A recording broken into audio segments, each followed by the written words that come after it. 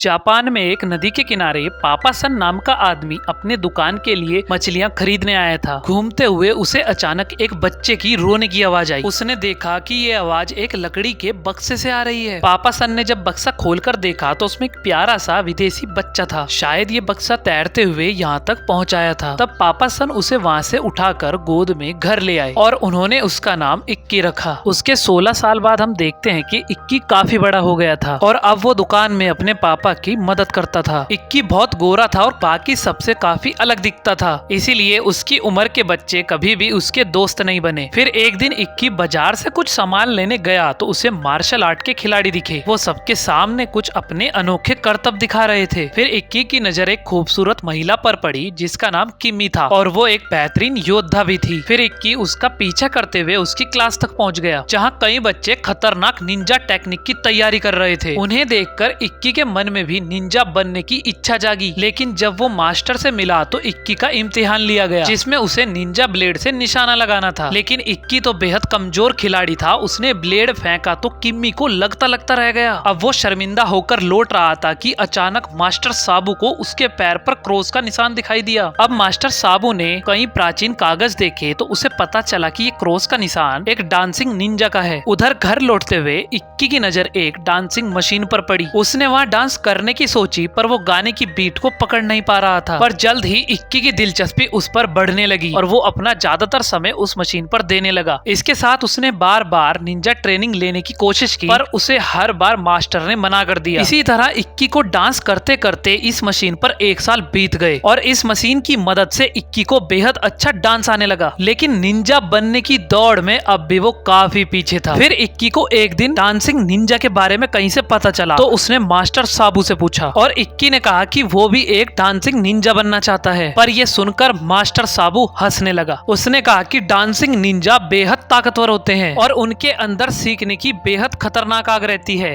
फिर मिस्टर साबू ने उसे एक डांसिंग निंजा टेक्निक करके दिखाई, जिसमें उसने अपने शरीर को ऐसे घुमाया कि दूर रखी चावल की कटोरी अपने आप हिलने लगी। फिर उसने इक्की से कहा कि उसके अंदर डांसिंग निंजा बनने की कोई भी खासियत नहीं है। दरअसल मास्टर जानता था कि इक्की अपनी शक्तियों को पहचान नहीं पा रहा है, इसलिए मास्टर ने उससे कहा कि अगर तुम्हें अपनी शक्तियों को जानना है तो तुम्हें किसी औरत को अच्छे से जानना चाहिए। फिर बाद में जब इक्की घर लौट रहा था तो उसे सड़कों पर कुछ गुंडे परेशान कर रहे थे। इक्की किसी से लड़ना नहीं चाहता था तो इसलिए वो घर जाने लगा, पर उन लड़कों ने इक्की पर हमला कर दिया। फिर अचानक इक्की अपने डांसिंग निंजा टेक्निक से सबको हराने लगा। उसकी ये टेक्निक इतनी अजीब थी कि गुंडों की भी हालत खराब हो गई। उन्होंने इससे पहले ये टेक्निक कभी नहीं देखी थी। वो इक्की को मास्टर मास्टर कहने लगे और इक्की को कहा कि ये टेक्निक हमें भी सिखा दो। फिर इक्की ने लड़कों को डांस करना सिखाया। उसके बाद फिर सब लड़कों ने बेहतरीन डांस करके दिखाया। दूसरी ओर हम अमेरिकन स्टार एंसल और उसकी गर्लफ्रेंड क्रिस्टल को देखते हैं, जो मास्टर साबू से मिलने जा रहे थे। दरअसल इस आदमी ने मास्टर साबू से निंजा टेक्निक सीखी थी, पर अब वो इसका इस्तेमाल अपने फायदे के लिए कर रहा था। अब वो दोनों मास्टर साबू से एक प्राचीन कागज लेने गए थे, जिसके जरिए वो टीवी चैनलों के मालिकों पर दबाव बनाकर अपना फाइट शो शुरू करने वाला था। मगर मास्टर साबू ने वो कागज देने से साफ मना कर दिया, जिससे एंसल को काफी गुस्सा आया और उसने मास्टर साबू को मशीन से बांध दिया और उनके ऊपर अत्याचार करने लगा। लेकिन मास्टर की ताकत के आगे ये मशीन भी नहीं टिक पाई और उससे आजाद होकर मास्टर ने एंसल पर हमला कर दिया। जब क्रिस्टल ने मास्टर को लड़ते हुए देखा तो उसे समझ में आ गया कि एंसल उसे नहीं हरा सकता, तो उसने अपने ब्लेड से मास्टर पर हमला कर दिया। वहीं एंसल ने बंदूक निकाली और मास्टर पर चला दी। इसके बाद वो दोनों प्राचीन कागज चुराकर भाग निकले। उनके जाने के बाद वहाँ इक्की आ गया तो उसने देखा कि मास्टर तो वहाँ बुरी हालत में जख्मी पड़ा था। मास्टर ने इक्की को बताया कि एंसल अपने स्वार्थ के लिए उन प्राचीन कागजों का इस्तेमाल कर रहा है। उस वक्त इक्की को इतना गुस्सा आया कि उसने अमेरिका जाने का फैसला किया, क्योंकि वो दोनों अमेरिका से ही आए थे। उसने उसी रात अपना सामान बांधा और अमेरिका के लिए निकल पड़ा। फिर हम देखते हैं कि मास्टर साबू तो स्वर्ग पहुंचकर सुंदर स्त्रियों के साथ मजे कर रहा था, लेकिन फिर भी वो नादान इक्की के लिए बेहद परेशान था। इसलिए मास्टर ने ध्यान लगाकर अपने सबसे खतरनाक स्टूडेंट किम्मी से संपर्क किया और उसे इक्की का ध्यान रखने की जिम्मेदारी सौंपी। वहीं दूसरी ओर एंसल फाइटिंग चैनल के ऑफिस पहुंचा। वो जल्द ही अपना टीवी पर शो लाना चाहता था, मगर उसके मालिक गारलैंड जोन्स को उसके साथ काम करने में कोई दिलचस्पी नहीं थी, क्योंकि उसने अफवाह सुनी थी कि एंसल पागल हो चुका है। लेकिन ये सुनकर एंसल को बहुत गुस्सा आया और उसने गारलैंड पर हमला कर दिया। एंसल ने उसे तब तक पीटा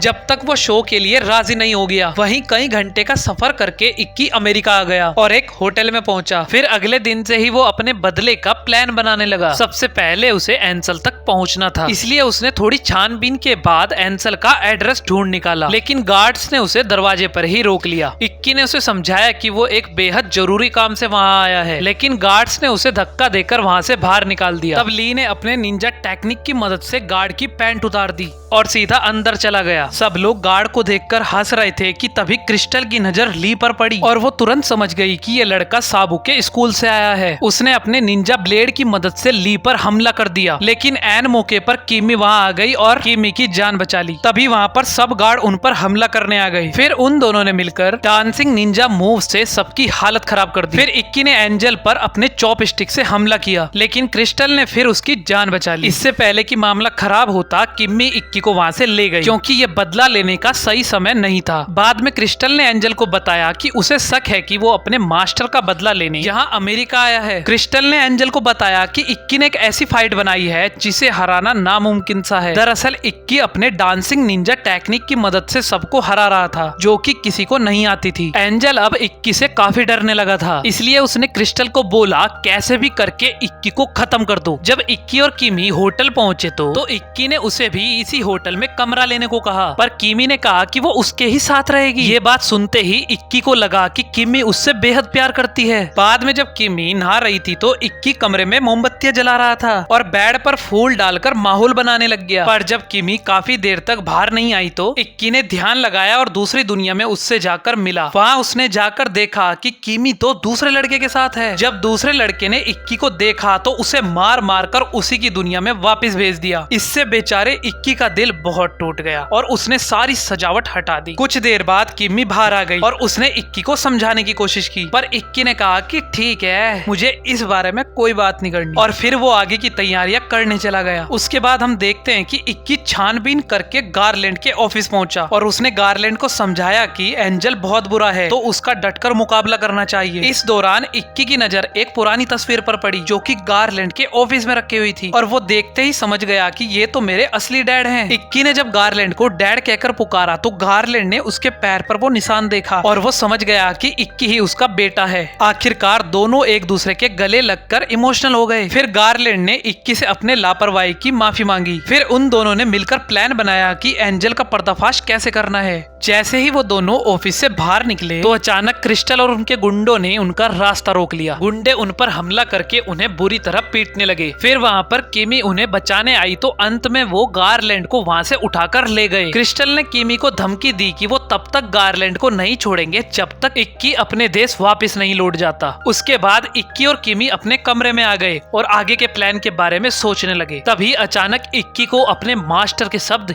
याद आ गए। उन्होंने कहा कि एक औरत को जानना ही उसे अपनी शक्तियों को वापस दिला सकता है। इसलिए इक्की ने अब किमी को चूमने के लिए उससे इजाजत मांगी ताकि वो अपने पिता की लोकेशन पता कर सके। शुरू में तो किमी थोड़ा हिचकिचाई, लेकिन बाद में किमी ने उसे इजाजत दे दी। उसने जब किमी को छुआ तो उसे दिखाई दिया कि उसके पिता कहाँ कैद हैं। वो तुरंत उस जगह पर पहुंच गए और उन्होंने देखा कि गारलैंड को तो एक ऐसे बॉम्ब में बांधा है जिसे डिफ्यूज नहीं किया जा सकता। गारलैंड ने उसे बताया कि आज से एंजल का चैनल शुरू होने वाला है और उसने हर जगह बॉम्ब लगा रखे हैं। दरअसल एंजल ने अपने शो में सभी मशहूर स्टार बुला रखे हैं और वो चाहता है कि वो सारे स्टार बॉम्ब से फट जाएं ताकि वो टीवी चैनल का मशहूर एक्टर बन जाए। इक्की अपने पिता को वैसे तो अकेला नहीं छोड़ना चाहता था, पर अब कई लोगों की जान खतरे में थी तो इक्की को वहाँ से जाना पड़ा। इक्की जब वहाँ पहुँचा तो क्रिस्टल के आदमियों ने उसे कैद कर लिया। इसके बाद उन्हें ट्रक में बंद करके कहीं भेज दिया गया। रास्ते में किमी ने इक्की को अपने निंजा टेक्निक का इस्तेमाल करने को कहा। इक्की ने कोशिश तो काफी की लेकिन फायदा कुछ नहीं हुआ। तब किमी ने अचानक इक्की को चूम लिया और अपने प्यार का इजहार कर दिया। इक्की ये सुनकर बेहद खुश हुआ